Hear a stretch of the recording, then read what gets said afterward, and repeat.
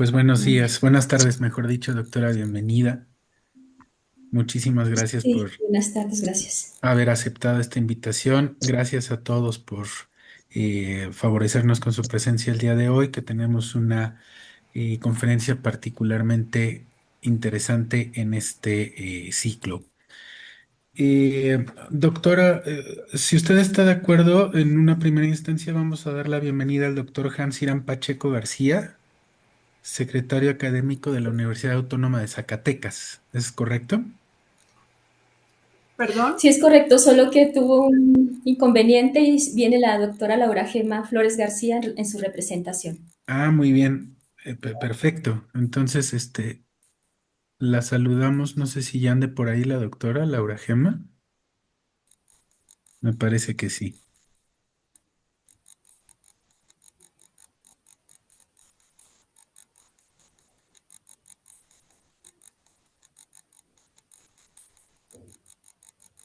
Me parece que está conectada, pero no la escuchamos a la doctora Laura Gema. Si puede encender su micrófono.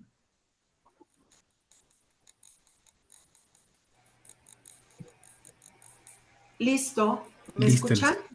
Listo, doctora. Buena tarde. Un gusto tenerla aquí con nosotros. Bienvenida. Perfecto, buena tarde, muchísimas gracias.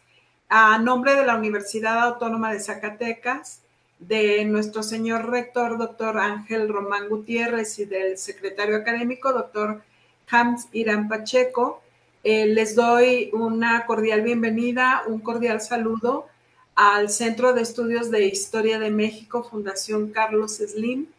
Les agradecemos por el apoyo y la complicidad con este trabajo que hace este grupo de profesores de la Universidad Autónoma de Zacatecas, y pues abrimos este ciclo de conferencias México a través de los libros, segunda parte, con la conferencia de la doctora María de Lourdes Ortiz Sánchez, a quien felicito. Muchísimas gracias.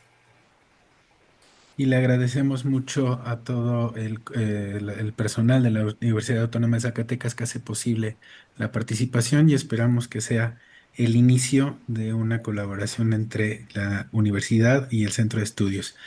Y pues a nombre del doctor Manuel Ramos Medina, del Centro de Estudios de Historia de México, Fundación Carlos Slim, agradecemos una vez más a todos el favor de su presencia y voy a leer algunos aspectos de la trayectoria de la doctora Lourdes Ortiz Sánchez, si están de acuerdo. Ella es licenciada en Letras, maestra en Estudios Novohispanos y obtuvo el grado de doctora en Humanidades y Artes con la Utopía de Lizardi en la coyuntura política de México independiente, tesis inédita. Es docente investigadora en el programa de licenciatura en Letras y en la maestría de Humanidades, línea de formación docente, eje enseñanza de la literatura en la Universidad Autónoma de Zacatecas. Es miembro del Sistema Nacional de Investigadores Nivel 1 y Perfil PRODEP. Ha impartido cursos para profesores en la Dirección Regional de Educación en Tumbes y cursos de escritura creativa para la SUNAS en Perú. Miembro del comité editorial de la revista Metáfora, Universidad Nacional Mayor de San Marcos, indizada en Scopus Q3. Evaluador en las revistas Intersticios Sociales del Colegio de Jalisco, Entre Ciencias de la ENES-UNAM, Andamios con la Universidad Autónoma de la Ciudad de México, La Palabra con la UPTC y Trillas Filosóficas con la UERN. Publicó en la revista Intersticios Sociales del Colegio de Jalisco las propuestas sociales y políticas de Fernández de Lizardi en el contexto de la utopía de Ricameo. En la revista Literatura Hispánica de la Universidad de Zulia, Venezuela, el ideario político en dos autores independentistas, Bartolomé Hidalgo y Fernández de Lizardi. En la revista Historia Digital 2.0 de Colombia, la utopía política de Fernández de Lizardi en el referente histórico de la independencia de México. En la revista Cuadernos Hipógrifo, Universidad Guillermo Marconi, Roma, Italia, la influencia del eros platónico en la Quijotita y su prima. En la revista 18, Universidad de Virginia en Estados Unidos, los embates de la crítica contra la obra literaria de Fernández de Lizardi. En la revista Sincronía, Universidad de Guadalajara, la crítica de Fernández Lizardi hacia el Tribunal del Santo Oficio de la Inquisición. Ha publicado varios capítulos del libro, entre ellos La excomunión de Fernández de Lizardi y sus consecuencias, en Pensamiento Novohispano número 10, la propuesta constitucional de Fernández de Lizardi en el contexto de la República Imaginaria, en Pensamiento Novohispano número 12, El pueblo y el soberano Congreso en las publicaciones de José Joaquín Fernández de Lizardi en exégesis e intertextualidad en la literatura, la historia y la educación en México. Y es justamente por este interesantísimo currículum que pensamos en ella como la mejor opción para poder hablar de este personaje tan notable en la historiografía mexicana. Así que adelante, doctora, y muchas gracias. Muy bien, agradezco la presentación y bueno, también por supuesto al Centro de Estudios de Historia de México por la invitación a participar con un autor que me ha acompañado durante varios años, podría decir muchos años. He estudiado a José Joaquín Fernández de Lizardi. Por ahí cuando se me hizo la invitación para ingresar al doctorado en Humanidades y Artes, pensé originalmente en tratar la utopía en el Periquillo Sarmiento. En un principio me dijeron que no había tal posibilidad de estudiar la utopía, que la obra no tenía nada que ver con la utopía y seguí la búsqueda de nuevos horizontes en mi trabajo de investigación. Llegué así con el doctor Sergio López Mena de la Universidad Nacional Autónoma de México y le planteé mi proyecto de investigación y me dijo que sí, pero que no me así limitara a estudiar solo el Periquillo Sarmiento, sino que me abriera a toda la obra del pensador mexicano. Y él amablemente me proporcionó todos los tomos que en ese tiempo se conseguían, eran 14 tomos de la obra de Lizardi, y me puso a leer prácticamente todo para que yo pudiera especializarme en este autor. La verdad es que la investigación sí me llevó mucho tiempo, porque primero fue como un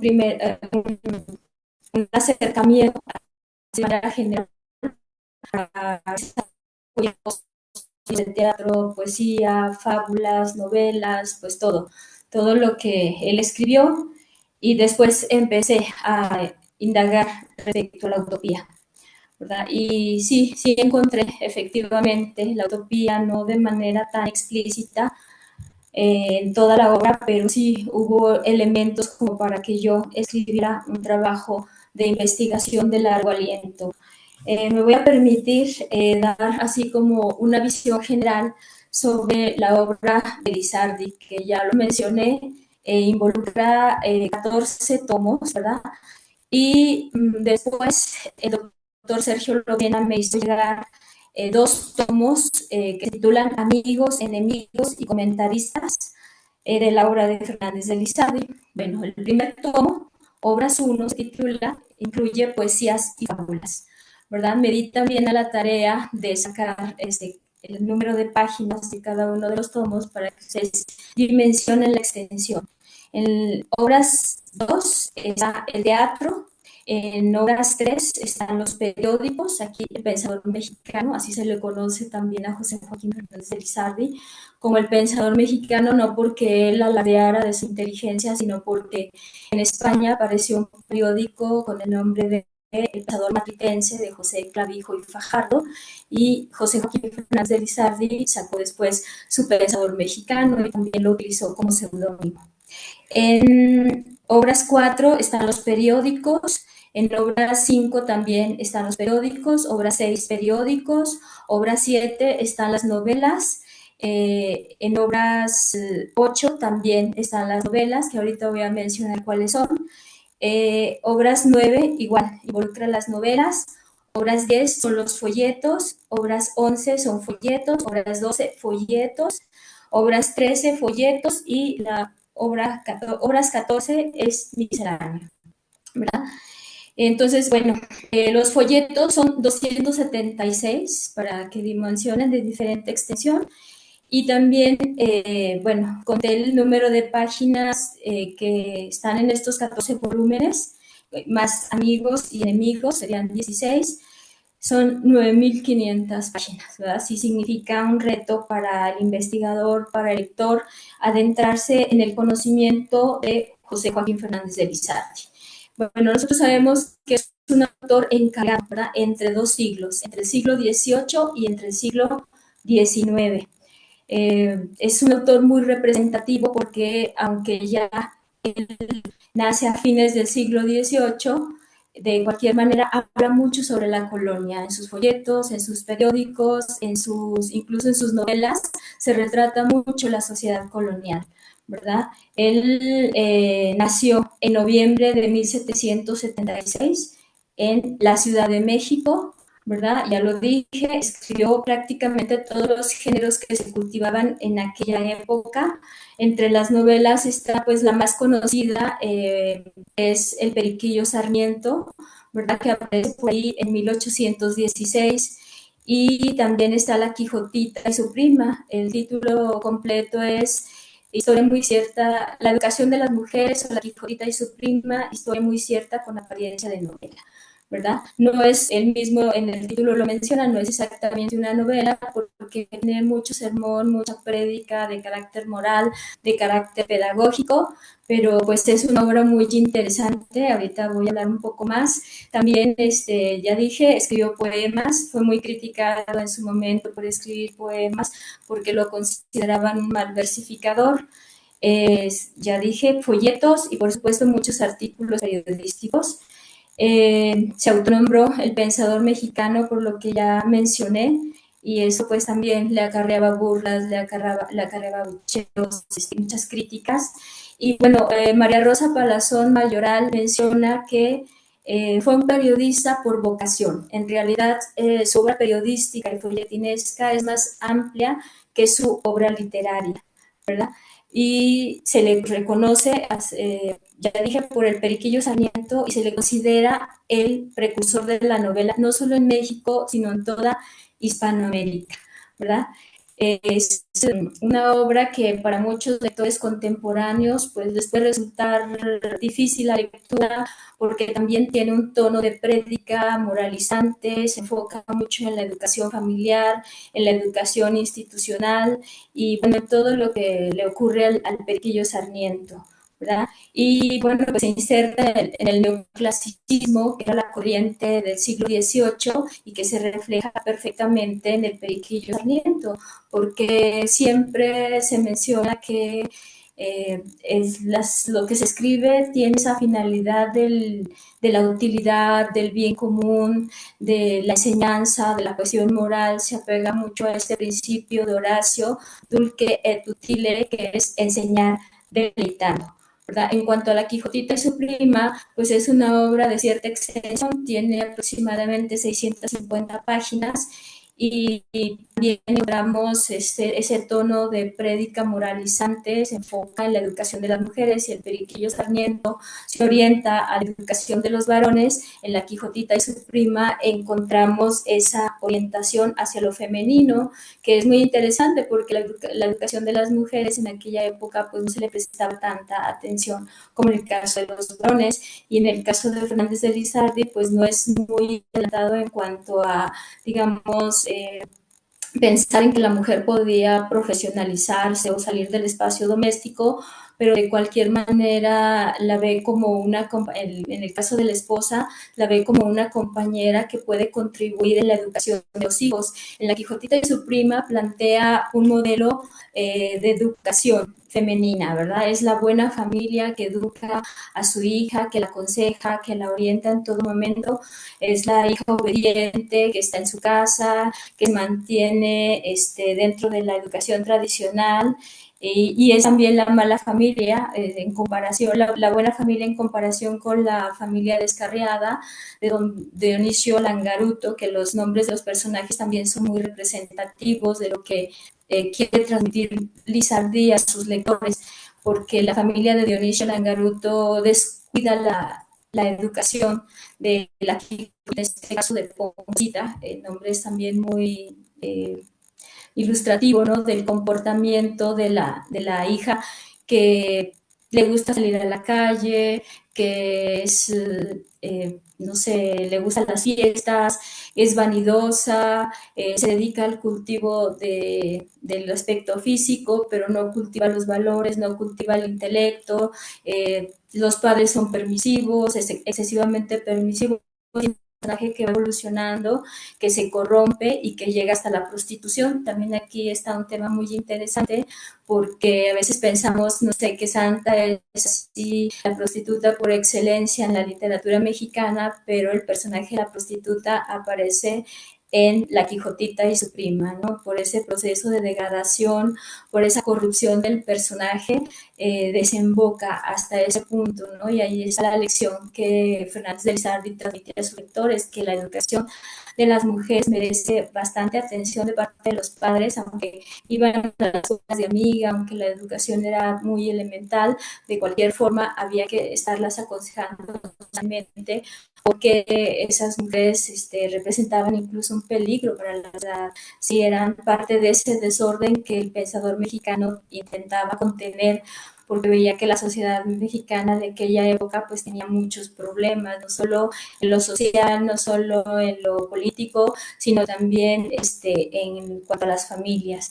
Entonces aquí pues les digo, esta es una obra interesante que no tiene muchos estudios, pero que vale la pena porque Fernández de Lizardi abre esta posibilidad para la novela que se escribe décadas más adelante. En varios autores del siglo XIX identificamos esa intención didáctica y moralizante, esa focalización sobre el personaje femenino que, insisto, Lizardi empieza a trabajar en La Quijotita y su prima. Hay otra novela que se escribió de manera póstuma, que es Vida y Hechos del famoso caballero Don Catrín de la Fachenda. Más adelante les voy a comentar, ¿no? En torno a, por ejemplo, la excomunión que padeció Fernández de Lizardi, el destierro de la Ciudad de México, cuando regresa por ahí en 1824, escribe Vida y Hechos del famoso caballero Don Catrín de la Fachenda, que comparada con La Quijotita y su prima y con Periquillo Sarmiento, es una obra de menor extensión y literariamente hablando, pues sí tiene más solidez y tiene otros aspectos muy analizables y más ad hoc con la novela decimonónica. También aquí sí utiliza el tono de prédica, pero más se enfoca en la sátira, ¿no? En mostrar a esos individuos que había en la sociedad novohispana de fines del siglo XVIII y principios del siglo XIX, hace una crítica, por ejemplo, a la parcialidad, a ese tipo de comportamientos que tenían algunos jóvenes que entraban a las casas, no saludaban, que se salían, que eran irrespetuosos, que no trabajaban, que no estudiaban, que iban a las escuelas y no aprendían y que estaban ahí a sociedad pues nada más a ver a quién estafaban o a ver de quién se aprovechaban, y esa es la denuncia que está haciendo Fernández de Lizardi, otra vez enfocándose en que la educación tiene un valor primordial en el ser humano. Bueno, hay que también pensar que, bueno, Fernández de Lizardi se dedicó al periodismo, ya lo mencioné, y en aquella época, pues el hombre de letras tenía una función importante. Era una función social y, por supuesto, una función política. Sí, el periodista era el hombre de letras, era el observador de la sociedad, el que analizaba los acontecimientos históricos, los acontecimientos políticos y, por supuesto, sociales, y los plasma en las publicaciones periódicas que había en aquella época. Y bueno, la escritura, en el caso de Fernández de Lizardi, es un oficio, ¿verdad? Algo continuo sobre lo que estaba sucediendo en la sociedad de aquella época. Es una observación minuciosa, es una observación atenta de todo lo que ocurría en lo histórico, en lo político y en el acontecer cotidiano, ¿verdad? Es un tipo de escritura espontánea, incluso muy reflexiva, a veces hasta muy polémica, ¿verdad? Porque pues el siglo XVIII va a ser el siglo de las polémicas, es el siglo de los pleitos, ¿verdad? Entre instituciones, entre particulares, eso está documentado. Entonces, en el caso del autor que hoy tratamos, pues cultiva, ¿verdad? Esa escritura periodística que se caracteriza precisamente por lo que ya mencioné hace un momento, la observación así minuciosa, acuciosa de la sociedad. Por supuesto que retoma ideas de los intelectuales extranjeros, los ideales de la ilustración que llegaron de una manera u otra a las colonias americanas.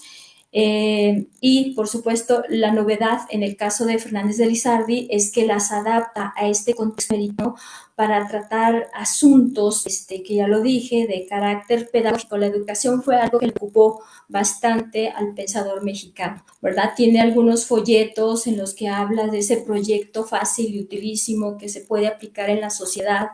Él mencionó que había pocas escuelas en su época, que los profesores no estaban así profesionalizados, que los padres de familia no tenían a veces recursos para mandar a los hijos, que había muchas ausencias en las escuelas, que las familias eran pobres y que no tenían para comprarles zapatos, para comprarles ropa, que los niños, las niñas andaban casi desnudos, que había un asunto económico muy serio en cuanto a la educación, en todos los sentidos, y entonces él aporta ideas para que, no sé, el gobierno pueda apoyar esas familias, no sé, aplicando algunos impuestos y de esa manera, los niños, los jóvenes puedan ir a las escuelas, ¿verdad? Entonces, desde ahí está esa preocupación siempre por la cuestión pedagógica y algo que yo voy a tratar es sobre la educación política del pueblo, ¿verdad? Cómo el pensador mexicano explica a través de sus publicaciones, a través de los folletos, a través de los artículos periodísticos, todos los contenidos, por ejemplo, de la Constitución de Cádiz promulgada en 1812. Bueno, ya sabemos que en su época, pues ya dije que era el siglo de las polémicas, pues lo que escribían no siempre les caía muy bien a los demás. Tenía en su mayoría adversarios, pocos amigos. En estos dos tomos que reúne la doctora María Rosa Palazón Mayoral, pues encontramos esas discusiones, esas respuestas que recibió el pensador mexicano por los escritos, ¿no?, que publicaba. Eran en muchos casos críticas personales, ni siquiera eran críticas literarias, de carácter literario, críticas así fundamentadas con argumentos, sino que en muchos casos se iban por el asunto personal. Y por supuesto también Fernández de Lizardi fue pues víctima de censuras de parte de las instituciones como la Iglesia, porque también en algún momento empezó a atacar a los clérigos, ¿no? Aquellos que vivían en el lujo, que según él no eran útiles a la sociedad, que no cumplían una función así, de acuerdo con las necesidades de la sociedad. Y entonces, bueno, también hay que pensar que en el caso de Fernández de Lizardi, pues él vivía de la venta de sus folletos y por supuesto de la venta de sus periódicos y por eso hizo de la escritura un oficio y constantemente en sus textos identificamos que se dirige al público lector para motivarlo precisamente a consumir o a comprar sus escritos. Es decir, él perfila a su lector ideal como un hombre de bien, con precisamente la necesidad de enterarse, la necesidad de educarse. En aquella época y como en esta época y en todas, había riesgos, ¿no? Cuando alguien se dedicaba a la escritura, porque ya lo dije, recibía críticas que en muchos casos caían en un lenguaje soez, eran críticas despectivas, eran burlas las que le expresaban al pensador mexicano, pero él pues no se amedrentaba, incluso se burlaban de él porque decían que escribía para comer y además escribía mucho. Y él les respondió por ahí en algún folleto, dice, es que no tiene nada de malo que yo escriba para comer, lo malo sería que yo escribiera para beber, ¿verdad? Y efectivamente él se sostenía de la venta de sus publicaciones y él siempre trataba de que fuera un lenguaje sencillo, un lenguaje ameno, que lo pudieran entender absolutamente todos los lectores. Entonces, bueno, este es el marco en el que se inicia como escritor, en una época de conflictos sociales, en una época de conflictos de carácter político, de conflictos religiosos, incluso económicos, y esto es la coyuntura sociopolítica de México independiente. Él inicia se dice que inicia precisamente con el poema Polaca en honor de nuestro católico monarca, que lo escribe, lo publica por allá en 1809. ¿Verdad? Bueno, en cuanto a las restricciones de las que fue víctima, pues de carácter financiero, porque siempre buscaba que sus escritos fueran atractivos, que fueran fueran interesantes y que por supuesto fueran útiles para que se vendieran. Si no se vendían, entonces había un serio problema. También padeció restricciones religiosas por todas las críticas a las instituciones que eran representativas. Por ejemplo, el Tribunal de la Inquisición criticó a los canónigos, también en algún momento defendió a los francmasones y esto incluso le valió la excomunión mayor y por supuesto el repudio social y también padeció restricciones de carácter político porque a pesar de que la Constitución de Cádiz declaró la libertad de imprenta, la realidad era muy distinta. Existía bastante censura y en varias ocasiones pues él pisó la cárcel. Bueno, también hay una parte que quiero mencionar y es que en la época, pues los escritores que tenían reconocimiento frecuentaban ciertos espacios, ¿verdad? En los que compartían la creación artística. Estamos hablando en este caso de la Arcadia Mexicana. Y entre sus miembros más destacados, pues van a estar José Victoriano Villaseñor, van a estar Anastasio María de Acuña, Juan María Lacunza, Mariano Barazábal, José Mariano Rodríguez del Castillo, que parece que fue el fundador de la Arcadia Mexicana.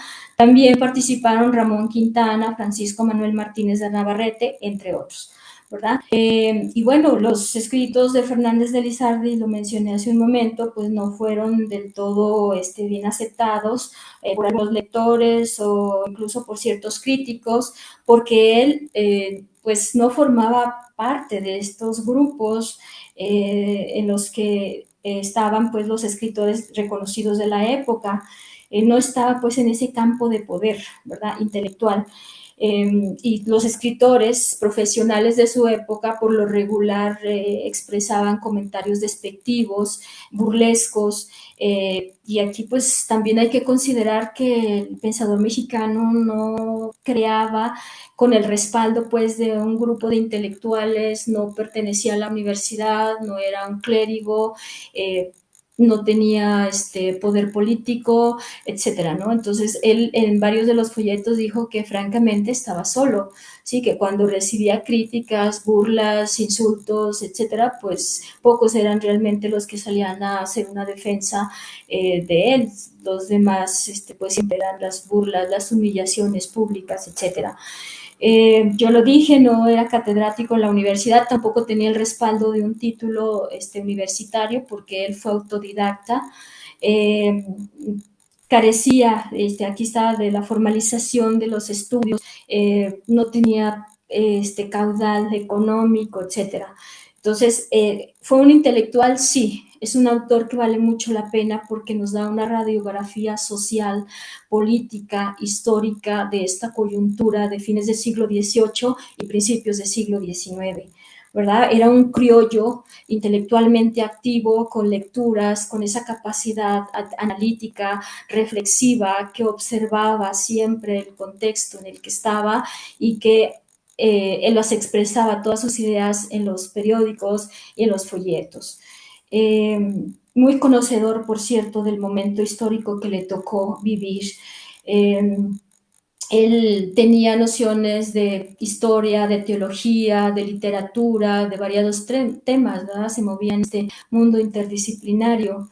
Y bueno, el estilo, a propósito, porque había varios que lo criticaban y decían que tenía un estilo vulgar, que sus personajes eran del pueblo, que utilizaba un lenguaje sencillo, que no se apegaba a las reglas del arte literario. Pues lo que puedo decir al respecto es que su estilo es ágil, es fresco, es espontáneo, es muy ameno a pesar de la extensión de su obra, a pesar de que son muchos periódicos, muchos folletos. Realmente es muy entretenido acercarse a la lectura de José Joaquín Fernández de Lizardi porque él siempre tuvo la intención de informar, mucho de educar, incluso de advertir, de hacer tomar conciencia a los lectores, de destacar algún acontecimiento importante en su época. Los críticos que decían apegarse de manera estricta a las reglas literarias que se aceptaban en esa época, que ya lo mencioné, va a ser el neoclasicismo, pues hablaban en términos del buen gusto, de ese respeto y ese apego a los autores clásicos, de la métrica, por ejemplo, para crear poesía, de la utilidad, por supuesto, los textos siempre se escribían pensando en que eran útiles para los lectores, de la concordancia entre el estilo, de los temas que se trataban, incluso del uso del lenguaje connotativo, el lenguaje literario, ¿verdad? Pero en el caso de Lizardi, con esto yo he analizado los poemas y tienen varias fortalezas en cuanto a lo que acabo de mencionar. Fue un autor siempre comprometido con la escritura. Vamos a encontrar de forma recurrente esa intención del bien común, de sacrificar el bien privado por el bien común, y ese amor y ese compromiso con la patria que él sentía, pero que también compartía con sus lectores y los invitaba a colaborar y a sentirse orgullosos de la patria, ¿no? Él se burlaba mucho de la ridiculez, de la nobleza, decía que en la sociedad colonial había muchos prejuicios y que existían personas que no querían trabajar, que si tenían un título de nobleza, pues ya decían que eso les impedía dedicarse a la práctica de algún oficio, y Fernández de Lizardi siempre dijo, ¿no?, que todos los ciudadanos tenían que ser útiles a la patria y que necesitaban aprender y practicar un oficio. También hablaba pues de todos esos prejuicios, ¿no?, de clase social, que vamos a encontrar en la novela del siglo XIX, por cierto, ¿verdad? Ya dijimos, el Periquillo aparece en 1816, la Quijotita y su prima se publica en 1818, el Catrín sí se publica de manera póstuma, pero también aquí hay un rasgo importante que maneja Lizardi y que después en la novela del siglo XIX en varios de los autores como Manuel Paino, Vicente Riva Palacio, etcétera, otros tantos, se va a manejar estos prejuicios sociales, ¿verdad?, que van a estar muy presentes en el México del siglo XIX. Juan Díaz Covarrubias, por ejemplo, ¿no?, también criticaba estos prejuicios de clase social. Bueno, también hay otra parte que quiero mencionar, que Fernández de Lizardi promovió la sociedad pública de lectura, ¿sí? Él mencionó que por ahí en algún establecimiento público se iba a cobrar la entrada y que se les iba a proporcionar a quienes pagaran un papel o dos papeles, que se iba a llevar cierto orden y que ya de esa manera, si no tenían para comprarlos, pues podían pagar una cantidad muy reducida y así enterarse de lo que estaba ocurriendo y así practicar la lectura y así empezar a educarse. Interesante, ¿no? Bueno, pero una parte que me parece también de relevancia es la educación política del pueblo mexicano. Él dijo que, Fernández de Lizardi dijo que para que existiera realmente un cambio social a corto o más bien a mediano o largo plazo, había que empezar a educar a los lectores. Sí, cuando se promulga la Constitución de 1812, él se manifestó muy contento porque dijo que ahora sí va a haber un marco de libertad, de pensamiento, de expresión y de imprenta, y que de esa forma él podría divulgar sus ideas y además explicar los contenidos de la Constitución a todos aquellos que se acercaran a la lectura de sus folletos y de sus periódicos, ¿verdad? Él propuso un modelo de sociedad en el que predominara la igualdad jurídica, igualdad ante la ley, donde predominara la justicia, ¿verdad?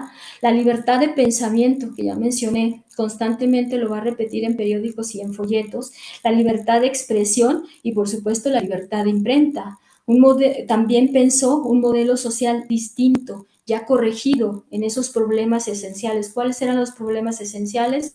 Pues la pobreza de la mayoría del pueblo, la ignorancia, la superstición del pueblo. Eso van a ser temas que él va a tratar constantemente en sus periódicos, folletos. Bueno, voy a mencionar aquí que a partir de 1812 hasta 1827 el pensador publica varios periódicos, va a ser El Pensador Mexicano, Alacena de Frioleras, Cajoncitos de la Alacena, Las Sombras de Heráclito y Demócrito, El Conductor Eléctrico, El Amigo de la Paz y de la Patria, El Payaso de los Periódicos, El Hermano del Perico que cantaba la victoria, Conversaciones del Payo y el Sacristán y El Correo Semanario de México. Bueno, ya mencioné que en varios momentos padeció prisión precisamente porque publicaba contenido político, contenido social, porque hacía denuncias, porque era muy crítico, era muy reflexivo y hacía propuestas también, ¿verdad? Por ahí se menciona que fue víctima de excomunión mayor, que, bueno, no sé, varios de sus adversarios incluso lo calificaron de autorillo ramplón o poeta, ramplón y miserable, así con esas expresiones, ¿no? Muy poco propias de un escritor o de alguien que estuviera, digamos, en un círculo de intelectuales, como ocurría, no sé, con Juan María Lacunza y otros tantos, ¿no? Y bueno, en varios momentos también le suprimieron sus periódicos. Cuando lo censuraban en el periodismo, se pasaba a la literatura, ¿verdad? Eso lo hizo en varias ocasiones y por supuesto la literatura, ya lo dije, también la dotó de esa intención pedagógica moralizante. Fernández de Lizardi es un autor importante porque no se ha identificado antes en algún otro autor esa intensa actividad periodística, folletinesca y por supuesto literaria, ¿verdad? Yo no he encontrado un periodismo político en cantidad y en calidad como la de Fernández de Lizardi. En el siglo XVIII, pues había periodismo científico, como el de Antonio de Alzate en las Gacetas de Literatura, que él habla de temas propiamente científicos y habla, no sé, de temas que intenta acercar a la población que lea esas gacetas, o incluso Bartolache, Antonio de León y Gama, ellos son algunos de los que tenían algunas publicaciones periódicas, pero con esa orientación, insisto, científica. Pero en el caso de Fernández de Lizardi, pues se enfocó más a cuestiones que concernían a lo social, a lo político, a lo histórico, ¿verdad? Bueno, hay que decirlo, el autor va a concebir a México como espacio de la utopía política, ¿sí? Claro, si se logra esa educación del pueblo, porque el pueblo había que prepararlo, ¿verdad? Para que viviera en una sociedad distinta. Eh, él lo manifiesta en varias de sus publicaciones, el pueblo ya tenía asimilado ciertos esquemas, ya estaba de 300 años de dominación, pues ya había asimilado la desigualdad, ya había asimilado la injusticia de una u otra manera, ¿verdad? Pero él consideró esa posibilidad de realizar algunos principios políticos ilustrados, por ejemplo, la prioridad de la ley en el sistema político, la igualdad jurídica de los ciudadanos y también un punto muy importante y que retoma de Juan Jacobo Rousseau va a ser la soberanía, ¿verdad? Dice que el pueblo es libre y soberano de elegir a sus representantes. En él, la soberanía reside esencialmente en la nación, es decir, en el pueblo. Y él, si se le educa, va a estar en condiciones de elegir a quienes representen. Él destacó mucho la importancia del Congreso de la Nación, la negación de fueros y, por supuesto, todo esto con la participación política del pueblo. Va a recuperar, ya lo dije, las ideas de Rousseau, va a recuperar las ideas de John Locke, Denis de Diderot, Voltaire, Montesquieu, del espíritu de las leyes es lo que yo he encontrado. Va a retomar esta idea de la igualdad jurídica ante las leyes, va a insistir en que el pueblo es capaz, insisto, si se le educa, de nombrar a esos representantes, de elegirlos mediante el voto. Y bueno, ya dije también hace un momento que a pesar de que por ahí en la Carta Magna de la época existía la libertad de imprenta, pues fue perseguido por algunos virreyes por hablar precisamente de estos temas en sus folletos y en sus periódicos de soberanía, de libertad, de igualdad, de tolerancia de cultos y bueno, ya dije también que pisó la cárcel en varios momentos. Bueno, Él habla de las elecciones, que también este se me hizo un apartado muy interesante. Dice que los diputados serían elegidos por el pueblo, porque el pueblo tenía esa madurez, esa capacidad ya racional de poder elegir, y que solo él podía delegar en los diputados una parte de su soberanía, y que los diputados desempeñarían sus funciones en beneficio siempre del pueblo, en beneficio de la patria, ¿verdad? Y el autor pues lo que va a hacer es proponer todas estas cualidades para quienes aspiraran a una diputación. Sería el amor a la patria, el talento regular y la firmeza de carácter. Cualquier ciudadano que tuviera estas características o estas condiciones podría ser digno de la confianza del pueblo. Recomendó que las Cortes atendieran también algunos aspectos esenciales para la prosperidad del Estado, como la religión, como la milicia, como la marina, como la agricultura, las ciencias, las artes, el comercio y, por supuesto, la minería. Esa simpatía por la República va a obedecer a un proceso, porque yo hace un momento mencioné que él publica La Polaca en honor de nuestro católico monarca, donde hace una exaltación, donde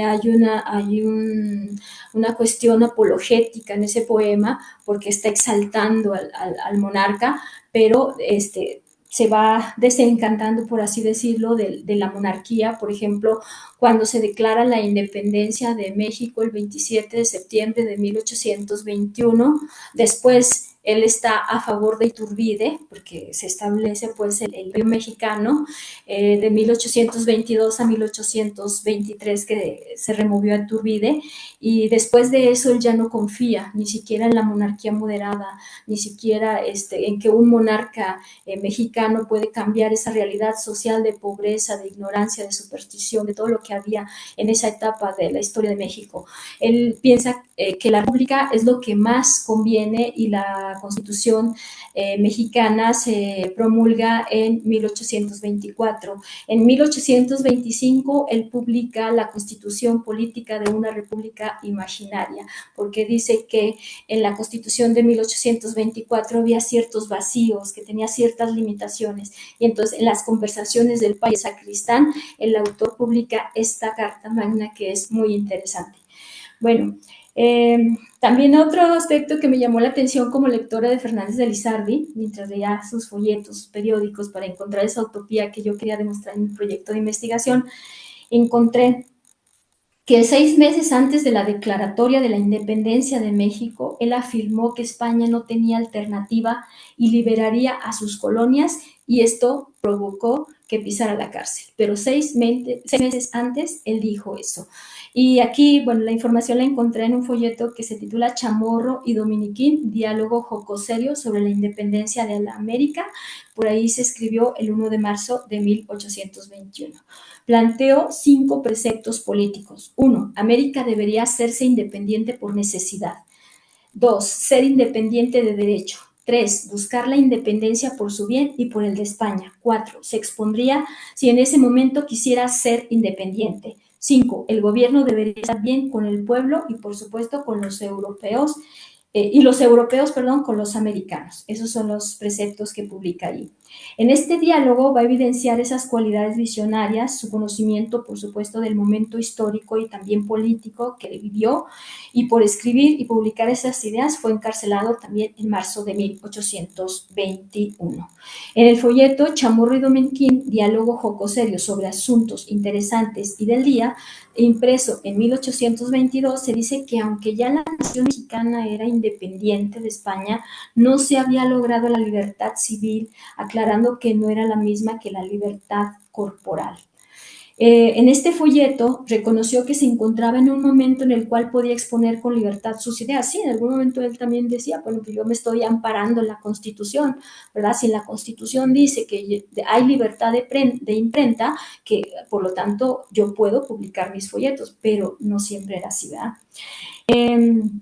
Y que él podía tratar sobre cualquier tema. Dice, hablar de libertad pues no implicaba agredir o insultar a terceros, ya que el hombre en estado natural nació libre para obrar bien o mal, y solo con la ayuda de la razón podía decidir. Estas son algunas partes que yo saqué de este folleto. Las leyes se establecieron para que el hombre viviera en sociedad e hiciera buen uso de la libertad. En el folleto, el personaje Chamorro lamenta que para 1822, el folleto, hay que aclarar, está incompleto, no tiene pie de imprenta, no hubiera una constitución y que la Junta Gubernativa supletoria no tuviera las facultades para promulgarla. Dominiquín manifiesta que el tipo de gobierno que concibe más apto es el monárquico, moderado, hereditario.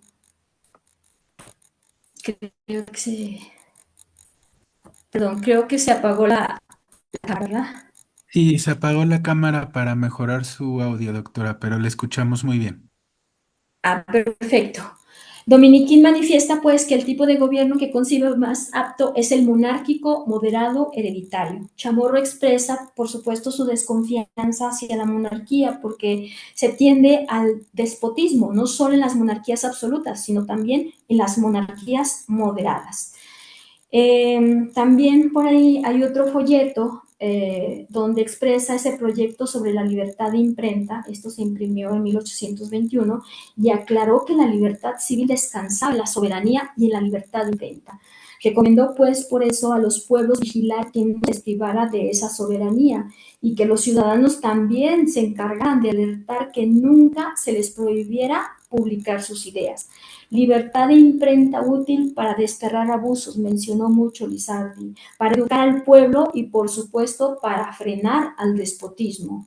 Hay otro folleto que se titula Antorcha del Soberano Congreso y Moldes de las Leyes, que se imprimió el 26 de abril de 1826, y aquí Fernández de Lizardi se dirigió al Congreso y le recordó sus obligaciones, que se encargara de fijar los principios de la moral y, por supuesto, de la razón.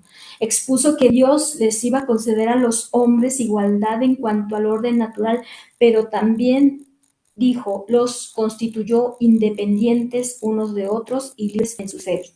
La igualdad y la libertad son dos atributos esenciales del hombre que constantemente defendió Fernández de Lizardi en la mayoría de sus publicaciones. Bueno, ya dije que por ahí en varios folletos habla de los contenidos de la Constitución gaditana.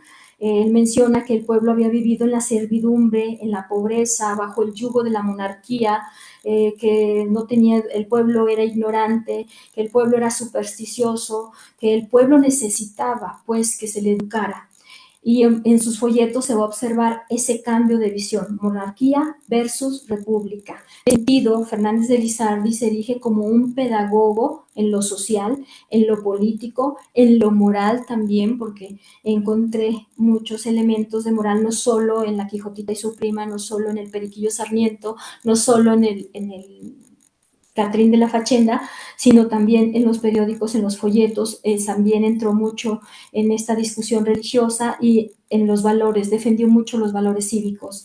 Entonces, va a ser un pensador ecléctico. En algunos momentos se mantiene dentro de los límites de la tradición, pero en otros momentos acepta las ideas de la Ilustración, cuando retomó a Juan Jacobo Rousseau, a Denis de Diderot, a Voltaire, a Montesquieu, bueno, a todos estos, ¿verdad? Va a ser, ya dije, autodidacta y muy sensible respecto a los momentos históricos que le tocó vivir. Reflexionó constantemente sobre los hechos del pasado y analizó toda la cuestión social en la que había vivido el pueblo mexicano durante 300 años. Él criticó a los clérigos, ¿verdad? Dijo que eran una carga para el Estado, que acumulaban riquezas, que vivían en el lujo.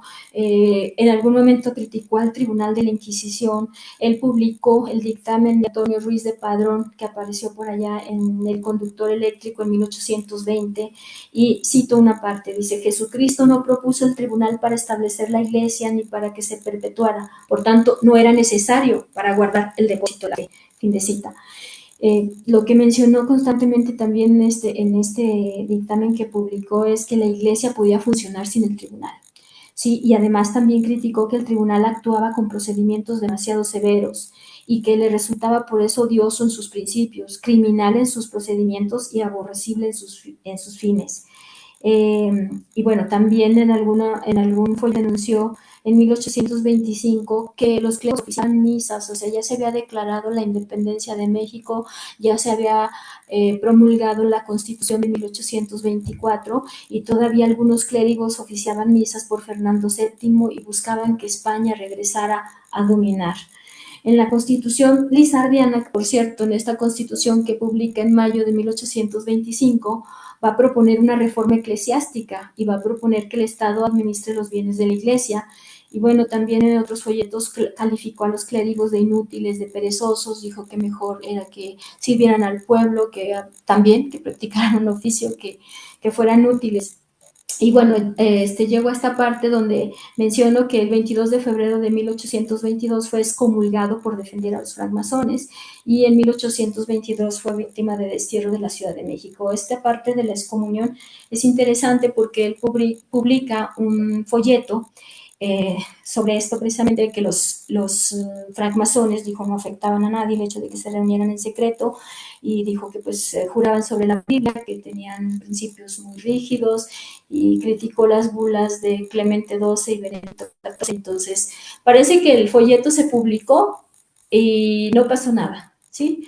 Pero 5 o 10 días después, un fraile carmelita, según dice Luis González Obregón, un fraile carmelita expresó un sermón en la catedral y señaló que la Junta Eclesiástica tomara medidas contra Fernández de Lizardi porque su papel era injurioso, era herético, y pues así fue.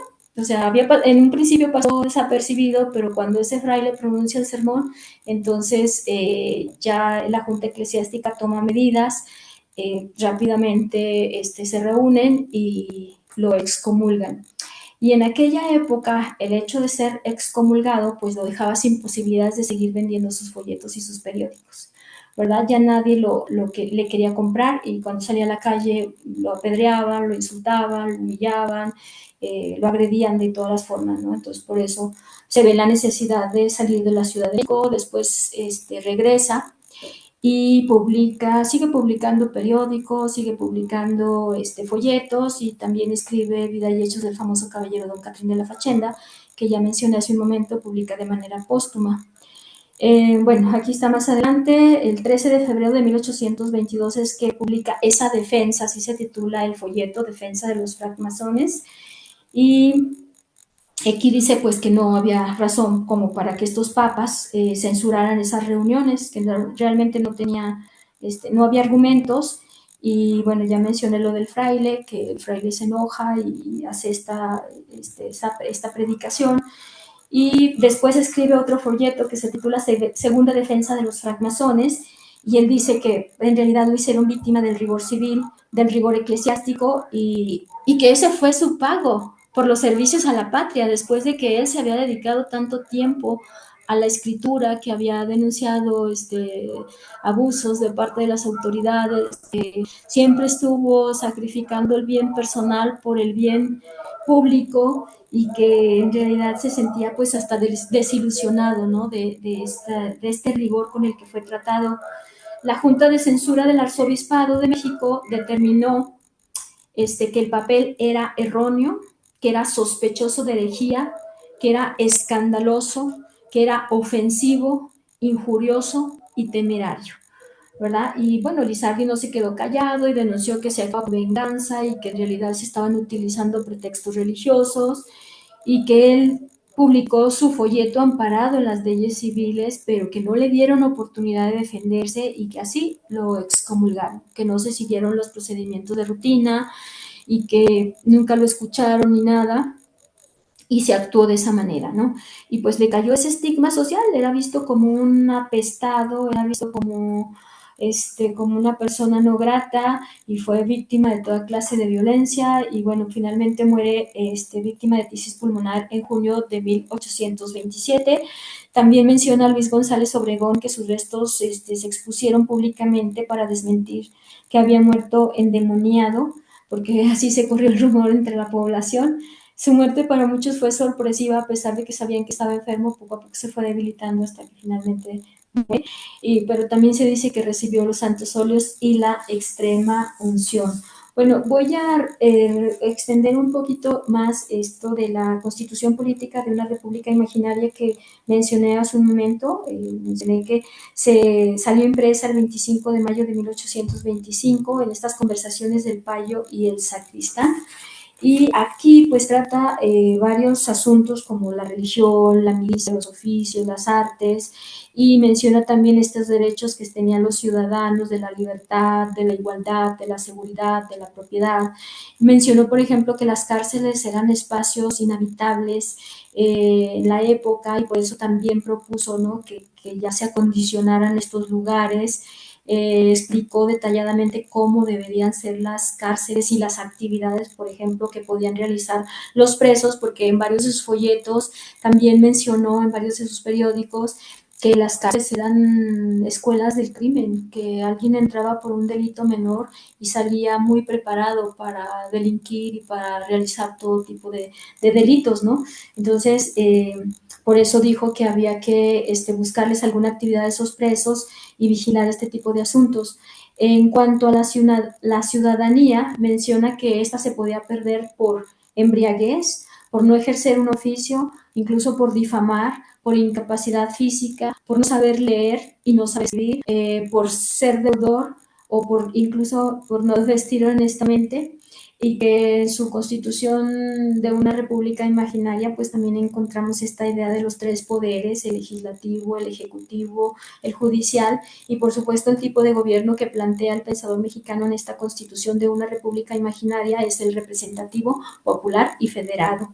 Eh, Aquí también algo que me llama mucho la atención es que dice que es necesario pensar en que si alguien comete un homicidio, pues también que reciba la pena de muerte, ¿verdad? Y esto también me parece interesante relacionarlo con algunas de las utopías del Renacimiento. Por ahí hace un momento se mencionaron algunos de los artículos o capítulos del libro que yo he publicado, y ahí analizo la constitución política de una república imaginaria y la comparo con la utopía, por ejemplo, de Tomás Moro. El robo, dice Lizardi, pues recibiría un castigo que tenía que ver con el trabajo público. Todo aquel que incurriera en robo pues tenía que realizar este trabajo para el bien común. Por ahí también dice que en el México de su época pues había muchos vagos, muchos indigentes y hasta prostitutas. Entonces dijo, hay que dedicarlos al trabajo público, hay que convertirlos en sujetos útiles, que piensen en aportar algo al bien común. Y también él en la constitución política de una república imaginaria va a plantear esta separación entre la iglesia y el Estado. También va a expresar una serie de críticas contra esos clérigos que eran ociosos, que eran inútiles. Y bueno, también respecto a las leyes civiles dijo que se crearon para que los hombres no abusaran de esa libertad, ¿verdad? Porque también pues aquí va a expresar esa defensa de la libertad de escribir y de publicar las ideas sin ser víctima de ningún tipo de persecución. También dijo que era necesario grabar las leyes en lápidas de mármol y estas ponerlas en las esquinas de las calles para que todos conocieran las leyes, ¿no? Y para que no solo para que las conocieran, sino también para que tuvieran la capacidad de defenderse, ¿verdad? Bueno, y entonces, pues, aparte de preguntas, de comentarios, yo concluyo mi participación. Muchas gracias, doctora Lourdes Ortiz. De verdad que ha sido una conferencia maravillosa. Creo que tiene un dominio del tema que lo dejó evidentemente amplio y le agradecemos mucho. Desde luego que tiene algunas felicitaciones. Ahora creo que ya sería prudente prender su cámara. Eh, se apagó por cuestiones de que su banda está un Sí, es poco lo que baja intento, pero el y que tengo problemas. no se preocupe. Sí, No se preocupe. Desde luego que hay algunas sí. Quizá me cambie de preguntas. equipo. Sí, si no, mientras la escuchemos Sí, me bien, me parece bien. parece Déjeme que compro de otro equipo. no se preocupe. Mientras la escuchemos bien, me parece que podemos continuar. Si quiere, le hago llegar algunas de las preguntas Muy que bien. está haciendo la gente. Mire, la primera Claro es que sí. una felicitación, excelente ponencia, muchas gracias. Así hay muchas felicitaciones. Una de las preguntas es, ¿le afectó en lo personal en su creencia religiosa el haber sido excomulgado? Refiriéndose a Fernández Mm, Elizardi. claro. Eh, pues le afectó el sentido que lo dije, que ya no le compraban sus folletos, ya él vivía de la venta de sus periódicos, de sus folletos, y en ese sentido en lo económico le afectó y también en, pues incluso en lo emocional, en lo personal, porque si ya no podía salir a la calle, lo menciona así con mucho detenimiento Luis González Obregón. No podía salir a la calle porque lo apedreaban, lo insultaban y pues llegó a tal punto de salir de la Ciudad de México. Hoy en día, pues, podemos pensar en la excomunión como, pues, algo grande o algo, o minimizar la excomunión, pero en aquella época no. A pesar de que él en sus folletos expresaba que el pueblo era ignorante, era supersticioso y que era, pues, hasta cierto punto manipulable, pues cuando se dio a conocer que él era excomulgado, se le vio como un endemoniado, como una persona, un apestado social, lo menciona así Luis González Obregón. Entonces, en ese sentido, pues sí tuvo que haber una afectación. Claro que en otros momentos, por ejemplo, cuando publica Periquillo, es muy interesante la crítica que expresan sus contemporáneos sobre el Periquillo. Muy pocos dijeron que era una obra, muy pocos rescataron literariamente hablando la obra, pero otros tantos dijeron que ese periquillo simplemente no tenía importancia, ¿no? Que ese periquillo era una vergüenza. Me acuerdo por ahí de un comentario de Juan María, sí, Juan María Lacunza, que viene a ser el padre de José María Lacunza, el autor de Netzula, que es una obra de principios del siglo XIX que toca el tema de la identidad, por cierto. Bueno, pues Juan María Lacunza dijo, ojalá y sus papeles nunca lleguen más allá de México, porque es una vergüenza que él escriba, ¿no? Es afrentoso que alguien tan ignorante, tan falto de conocimientos literarios, con ese estilo tan atropellado y tan vulgar, o sea, utilizaban ese tipo de expresiones para referirse a él. Ojalá y nadie lo conozca porque nos avergonzamos de él. O sea, ellos estaban en un círculo de escritores que tenían pues privilegios y decían esto, ¿no? Y ahora pues yo lo he mencionado incluso en mis clases de licenciatura, resulta que esos autores son menores, ¿verdad? Frente a la obra que escribió Fernández de Lizardi. O sea, hay mucho que decir de Fernández de Lizardi, hay mucho que conocer de él, porque siento que hay una visión muy reducida, ¿no? Que nos enfocamos a veces nada más a lo literario y a veces solo al Pequeño Sarmiento o incluso al Catrín de la Fachenda, pero que hay mucho más que obtener de conocimientos de la época revisando sus periódicos, revisando sus folletos. Entiendo. Doctora, también le piden si vuelve a repetir cuáles son los atributos que decía Fernández Elizalde se debían de tener para gobernar, Bueno, los atributos, pues en como el amor a general, la pues patria. sí, ajá, claro, el amor a la patria, el compromiso, el bien común, el sacrificio personal, ¿no? No buscar esos beneficios personales, sino velar por la felicidad del pueblo, es algo que va a mencionar constantemente, ¿no? Que todos los gobernantes deben buscar esa felicidad y si lo menciona es porque seguramente la situación económica era pues impresionante, ¿no? Él retrata mucho a los personajes del pueblo, también es algo que le van a reprochar sus contemporáneos. Dicen, es que tus personajes son del vulgo, son del pueblo, pero si las lecturas iban dirigidas al pueblo, ¿cómo poner otro tipo de personajes, ¿no? Cuando yo menciono, por ejemplo, a Chamorro y Dominiquín, son personajes del pueblo, o el cucharero y su compadre Chepe, hay varios folletos donde hacen estos personajes en diálogo, ¿no? Hablando de lo político, por supuesto, o sea, ya personajes del pueblo, pero ya con conocimiento, ya educados en cuanto a lo político, y que ya hablaban de libertad de expresión y de igualdad jurídica. O sea, eso es lo que él quería, acercar esos conocimientos al pueblo para que se defendieran, para que pudieran establecer un diálogo incluso entre iguales, ¿no? Porque había mucha diferencia en la sociedad colonial. La sociedad colonial estaba fuertemente estratificada por el color de la piel y había esos prejuicios muy arraigados en la sociedad y eso era lo que él buscaba, pero los gobernantes tenían que siempre velar por el bien, ¿sí?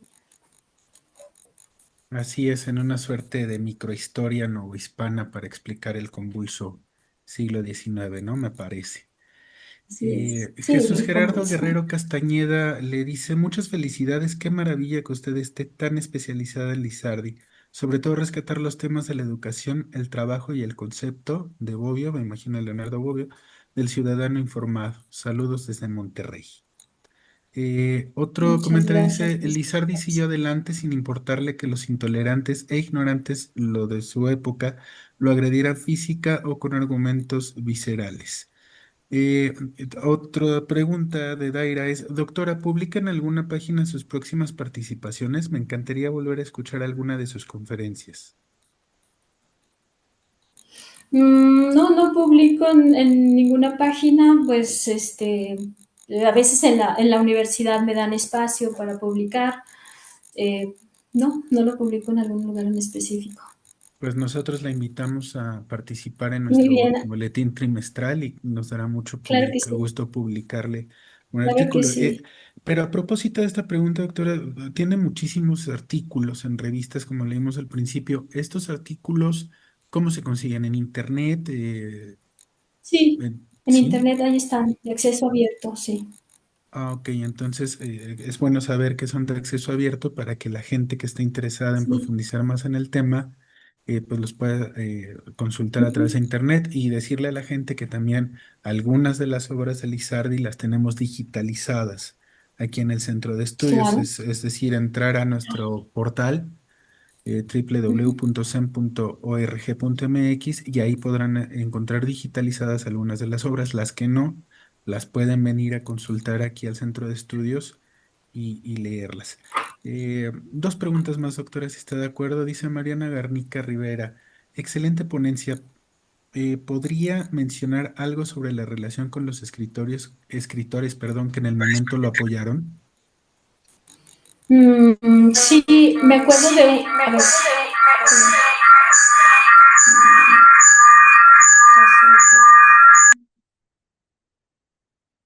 Me parece, doctora, que encendió otro dispositivo y cuando enciende otro dispositivo, se vicia el sonido.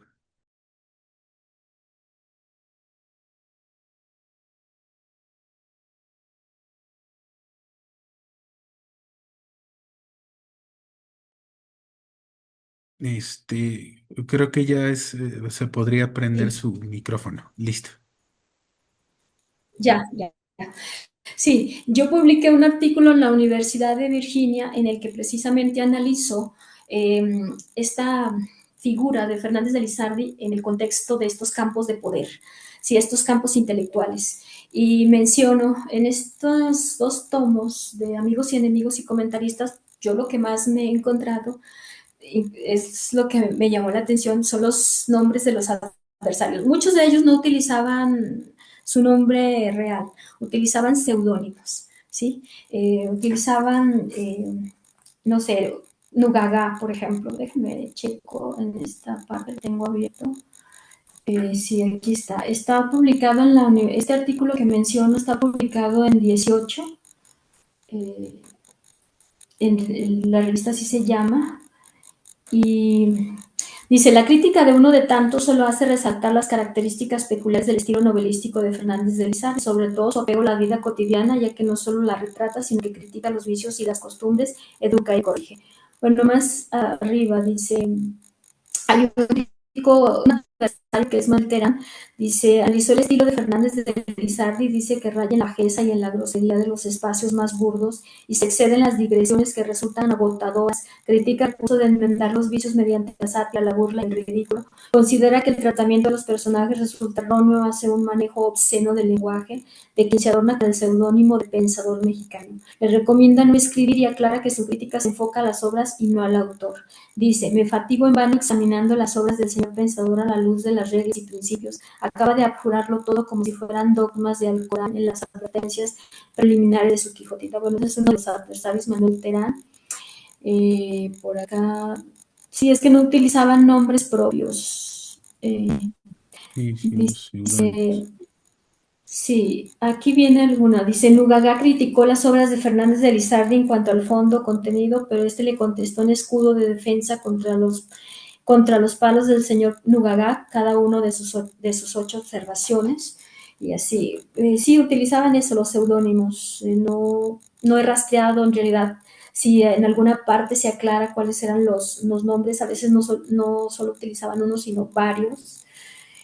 Por ejemplo, Sí. José Mariano Rodríguez del Castillo, quien utilizó el seudónimo Mostaza, también criticó el poema La verdad pelada de Fernández de Lizardi, a quien consideró un autorcillo ramplón y miserable, como el supuesto autor de un soneto publicado en el Diario de México. O sea, sí, voy rastreando en esa parte Sí. algunos de los críticos de Fernández de Lizardi. Alfonso Reyes tiene también un ensayo donde recoge que algunos de los intelectuales del siglo XIX sí lo veían con desprecio, ¿no? De los que no fueron contemporáneos de él, que eran escritores ya importantes. En ese siglo XIX, muchos incluso amigos de Altamirano, que va a ser una figura muy relevante de la literatura del siglo XIX, y menciona, por ejemplo, a Ignacio Ramírez como uno de los que sí valoró el aporte de Fernández de Lizardi al siglo XIX. Le digo, porque si uno revisa estas novelas, realmente la novela la perfila Lizardi. Las características que vamos a encontrar en otros autores del siglo XIX están primero en el Periquillo y en la Quijotita. O sea, es un autor de un valor así importantísimo. Así es, preámbulo de mucha crítica social ya hacia finales del 19. Héctor Román Claro. dice, primero felicidades a la doctora Lourdes por su conferencia tan interesante. Ahora una pregunta, ¿cuál era la postura de Lizardi frente a la libertad de prensa? Pues la postura de Lizardi, como sí lo mencioné por ahí, fue pues siempre de sentirse como protegido por la libertad de imprenta cuando se promulga la Constitución de Cádiz en 1812, dice, pues ahora sí, voy a poder escribir con libertad, voy a poder publicar, ¿verdad? No va a haber impedimentos como para que yo exprese todos esos ideales políticos, sociales, etcétera, porque él analizaba la historia, los acontecimientos históricos y en función de eso escribía, ¿no? De contenido diverso. Entonces, no, él siempre pensó que la Constitución se tenía que respetar y que si ahí estaba la libertad de imprenta, pues que seguramente esto se aplicaba en la realidad. Y no era cierto. En otros momentos, en varios folletos dice, pues ya me persiguen el virrey Calleja, el virrey Venegas, etcétera, los virreyes que estaban en turno, y pues eso le prohibían, pero incluso hay que decirlo, a pesar de la persecución, a pesar de las críticas de todo tipo, a pesar de haber pisado la cárcel, nunca se rendía. O sea, tenía por vocación la escritura y de alguna manera, no, yo no tengo los pormenores de cómo salía de la cárcel, cuánto tiempo había estado en la cárcel, solo se mencionan los folletos que habías pisado en la cárcel, no sé si hay algún estudio respecto a, pero él siempre se manifestó optimista con la Constitución de Cádiz, a pesar de que en varios momentos la suprimían los mismos virreyes porque no les convenía en muchos sentidos. O sea, una cosa era que estuviera ahí la Carta Magna y otra cosa era la realidad.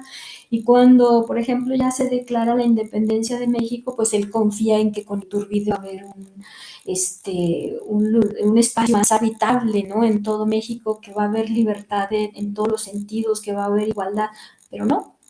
Resulta que solo dura un año de 1822 a 1823 y cuando se declara la Constitución de los Estados Unidos mexicanos en 1824, igual, él siempre estaba confiando en que se tenía que respetar la Constitución, ¿no? Él se apegaba a las leyes, pero los demás no, o sea, el ambiente no era propicio como para que se publicara con toda libertad, ¿no? Esas ideas de justicia, de tolerancia de cultos, etcétera, ¿no? No siempre era como el lugar ideal para hablar en esos términos. Perfecto, doctora, pues de verdad nos ha dado muchísimo gusto tenerla aquí en este ciclo de conferencias. Esperemos que sea el inicio de muchas otras ocasiones en que nos pueda Ustedes, acompañar. ustedes me invitan y yo me pongo disponible. Y se lo Sí, agradecemos de verdad muchísimo, a pesar de la distancia, la disposición que ha tenido sí, para claro. poder participar con nosotros. Pues doctora, una vez más, a nombre del doctor Manuel Ramos Medina de la Fundación Carlos Slim, le agradecemos la participación en este ciclo, en la segunda parte de este ciclo México a través de los libros.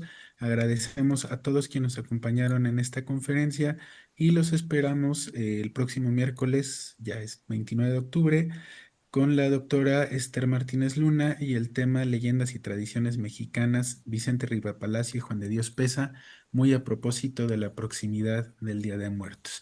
Muchas gracias, doctora, y la Muy esperamos en bien, una próxima ocasión. gracias a ustedes. Gracias a todos los que nos Estaré al acompañaron. pendiente de sus invitaciones para continuar aquí. Gracias. Desde luego que las tendrá. Hasta luego. Hasta luego. Un gusto.